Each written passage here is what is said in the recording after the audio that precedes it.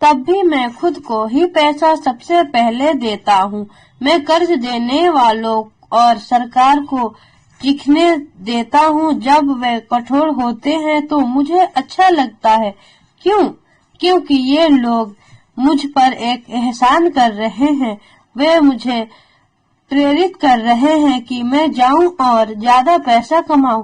तो मैं खुद को सबसे पहले पैसा देता हूँ, उस पैसे को निवेश करता हूँ और कर्ज देने वाले को चीखने देता हूँ। मैं वैसे आम तौर पर उन्हें सही समय पर भुगतान कर देता हूँ। मेरी पत्नी और मेरी साख बहुत अच्छी है। हम केवल दबाव में नहीं आते हैं और कर्ज उतारने के लिए अपनी बचत का इस्तेमाल नहीं करते, ना ही उसके लिए अपने स्टॉक को बेचते हैं। इसमें बहुत ज्यादा समझदारी नहीं है।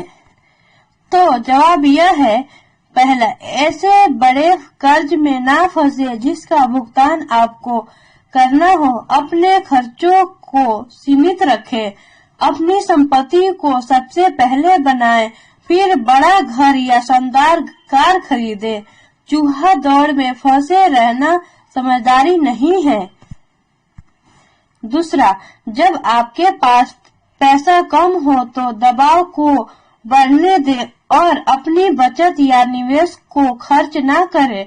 उस दबाव को अपनी फाइनेंशियल प्रतिभा को प्रेरित करने के लिए इस्तेमाल करें, ताकि आप ज्यादा पैसा कमाने और अपने बिल्स का भुगतान करने के नए तरीके के बारे में सोच सके।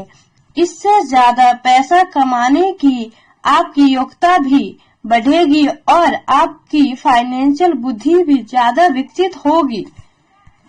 मैं कई बार फाइनेंशियल भट्टी में तपा हूँ और मैंने अपने दिमाग का इस्तेमाल करके ज्यादा आमदनी हासिल की है और यह ध्यान रखा है कि मेरे संपत्ति वाले कॉलम को कोई नुकसान ना पहुँचे।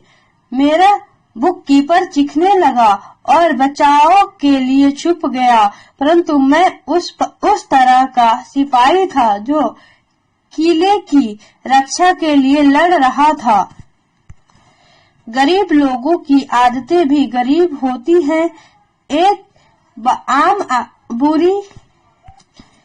आम बुरी आदत है बचत में से पैसे निकाल लेना। अमीर लोग जानते हैं कि बचत को ज्यादा धन कमाने के लिए इस्तेमाल किया जाता है, न कि बिलों का भुगतान करने के लिए। मैं जानता हूँ कि यह कठोर जान पड़ता है, परंतु जैसा मैंने कहा, अगर आप अंदर से कठोर नहीं हैं, तो दुनिया आपको इधर से उधर ढकेलेगी। अगर आप आर्थिक दबाव पसंद ना करते हो तो ऐसा फॉर्मूला खोज ले जो आपके लिए कारगर साबित हो।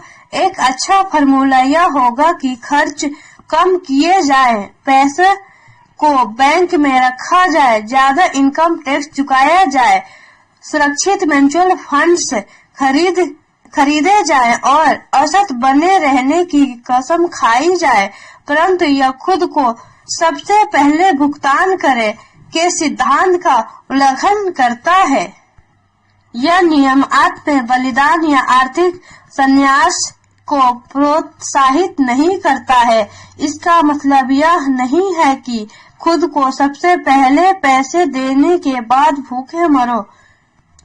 जिंदगी मौज मस्ती के लिए है। अगर आप अपनी फाइनेंशियल प्रतिभा को जागृत कर लेंगे तो आपके पास जीवन के सभी सुख हो सकते हैं।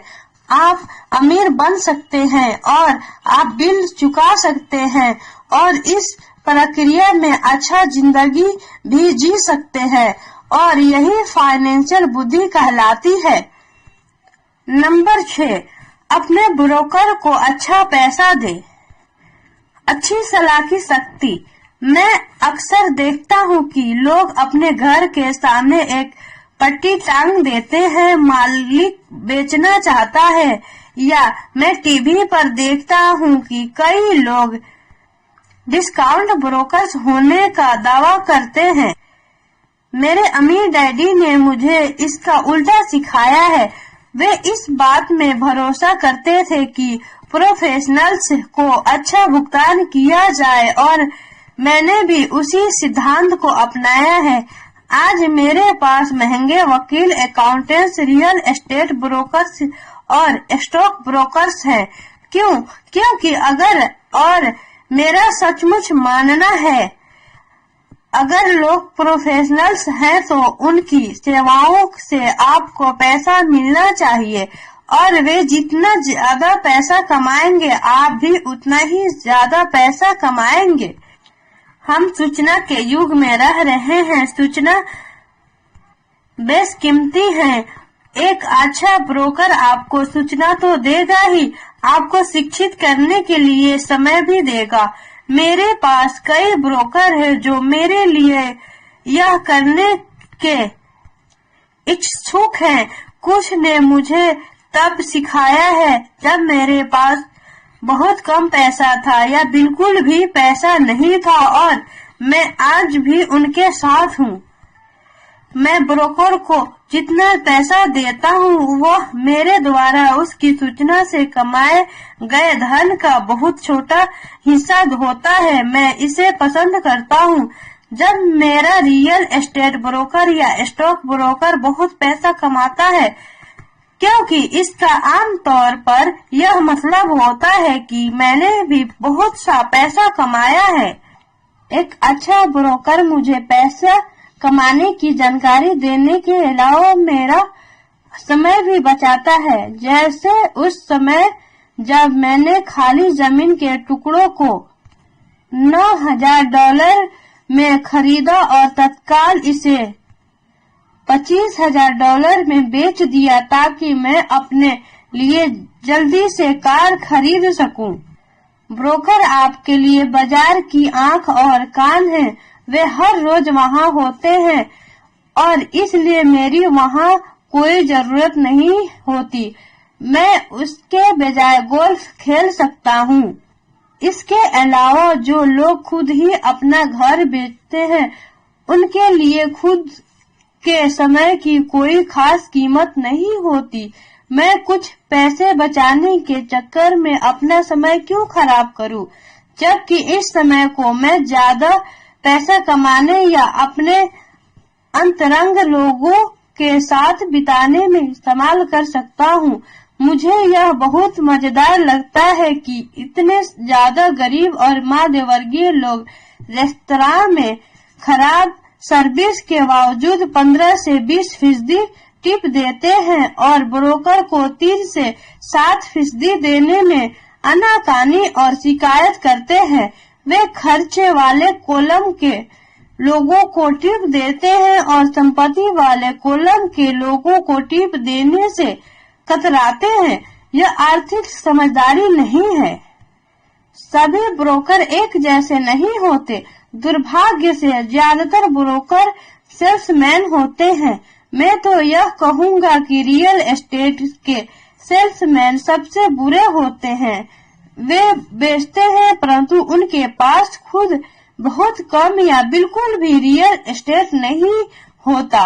घर बेचने वाले ब्रोकर और निवेश बेचने वाले ब्रोकर में बहुत बड़ा अंतर होता है और यह स्टॉक, बॉन्ड, म्यूचुअल फंड और बीमा ब्रोकर के बारे में भी सही है जो खुद को फाइनेंशियल प्लानर कहते हैं।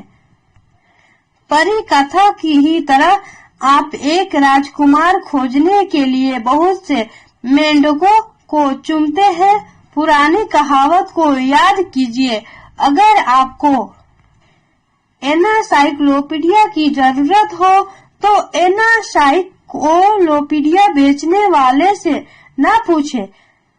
जब मैं किसी प्रोफेशनल का इंटरव्यू लेता हूँ तो मैं पहले यह पता करता हूँ कि उसके पास खुद कितनी व्यक्तिगत प्रॉपर्टी या स्टॉक है और वह कितना फीसदी टैक्स दे रहा है।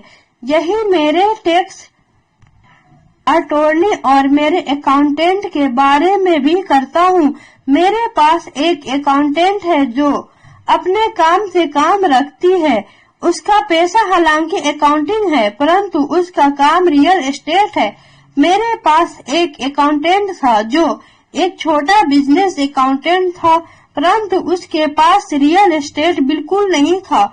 मैंने अकाउंटेंट बदल लिया क्योंकि हम एक व्यवसाय को प्रेम नहीं करते थे। ऐसा ब्रोकर खोजे जो आपके सर्वश्रेष्ठ हितों को ध्यान में रखता हो। कई ब्रोकर आपको शिक्षित करने के लिए समय निकाल लेंगे और वे आपके द्वारा खोजी गई सर्वश्रेष्ठ संपत्ति साबित हो सकते हैं। बस उदार रहे और वे सभी आपके प्रति उदार रहेंगे। अगर आप उनके कमीशन में कटौती करने के बारे में ही सोचते रहेंगे तो वे आपके आसपास क्यों रहना चाहेंगे। यह विश्व शुद्ध और आसान सा तर्क है। जैसा मैंने पहले कहा था, मैनेजमेंट की दक्षताओं में से एक लोगों का मैनेजमेंट है। कई लोग केवल ऐसे लोगों को मैनेज कर पाते हैं जो उनके कम स्मार्ट हो और जिन पर उनकी सत्ता हो। जैसे किसी ऑफिस में अधीनस्थ कई दोयम दर्जे के मैनेजर्स ही बने रहेंगे और उन्हें कभी तरक्की नहीं मिलेगी, क्योंकि वे यह तो जानते हैं कि नीचे वाले के साथ कैसे काम किया जाता है, परंतु वे यह नहीं जानते कि ऊपर वालों के साथ कैसे काम किया जाता है।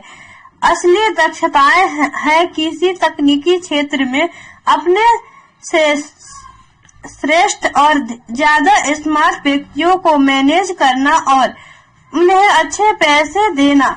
इसलिए कंपनियों में बोर्ड ऑफ डायरेक्टर्स होता है, आपके पास भी होना चाहिए और यह फाइनेंशियल समझदारी है।